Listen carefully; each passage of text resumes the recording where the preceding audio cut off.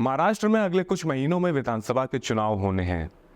BJP, Congress सहित सभी प्रमुख दल इसे लेकर कमर कस के तैयारी में हैं। इसी बीच महाराष्ट्र प्रदेश कांग्रेस कमेटी ने राज्य की सभी 288 विधानसभा सीटों पर एक सर्वे कराया है।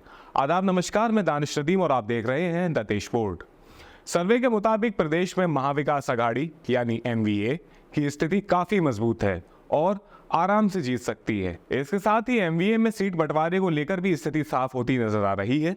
वहीं कांग्रेस के इस सर्वे पर सत्तारूढ़ महायुति गठबंधन ने खारिज किया है। टाइम्स ऑफ इंडिया की रिपोर्ट के मुताबिक एक वरिष्ठ कांग्रेस नेता ने बताया कि पिछले महीने सभी 288 निर्वाचन क्षेत्रों में गहन सर्वेक्षण करने के बाद टीम ने निष्कर्ष निकाला कि राज्य में सियासी माहौल एमवीए के लिए अनुकूल है। जहां कांग्रेस को विधानसभा चुनाव में 80-85 सीटें जीतने की उम्मीद है, वहीं शरद पवार के नेतृत्व वाली एनसीपी को 55 से 60 सीटें जीतने की उम्मीद है। उद्धव ठाकरे की शिवसेना को 30 से 35 सीट, भाजपा को 60 से 62 सीट, एकनाथ शिंदे की शिवसेना को 30 से 32 और अजीत पवार के नेतृत्व वाली एनसीपी को 30 से 32 सीट मिलने की उम्मीद है।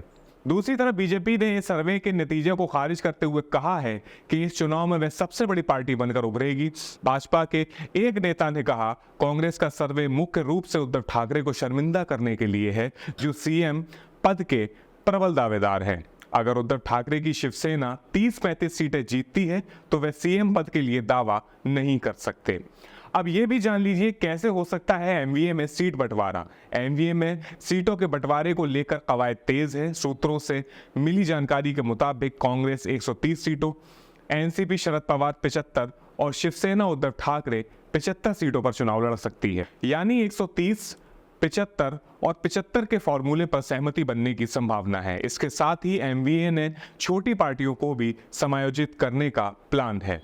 वहीं दूसरी तरफ बीजेपी के 160, शिवसेना के 70 और अजीत पवार की एनसीपी के 50 सीटों पर चुनाव लड़ने की संभावना है। हालांकि शिवसेना यूबीटी नेता अनिल परब ने कहा कि एमवीए ने अभी तक ये तय नहीं किया है कि शिवसेना उद्धव ठाकरे कितनी सीटों पर चुनाव लड़ेगी। उन्होंने कहा, निश्चित रूप से यह एक सम्मानजनक आंकड़ा होगा। इस चुनाव में हम बड़ी संख्या में सीटें जीतेंगे। गौरतलब है कि 288 के लिए कांग्रेस में 1600 से ज्यादा दावेदार हैं। वैसे महाराष्ट्र में भले ही एमवीए का सीट बंटवारे का फॉर्मूला अभी शुरुआती फेज में है, फिर भी एमपीसीसी को राज्य की 288 सीटों के लिए रिकॉर्ड 1600 से ज्यादा आवेदन मिले हैं। इस पर एक वरिष्ठ कांग्रेस नेता ने कहा, हमें यकीन था कि अच्छी प्रतिक्रिया मिलेगी, लेकिन हमने कभी नहीं सोचा था कि इतने सारे पार्टी पदाधिकारी नामांकन के लिए महाराष्ट्र प्रदेश कांग्रेस कमेटी के दरवाजे खटखटाएंगे। वैसे आपको क्या लगता है कि महाराष्ट्र में होने वाले विधानसभा चुनाव किस पार्टी या नेता के लिए बहुत बड़े होने जा रहे हैं?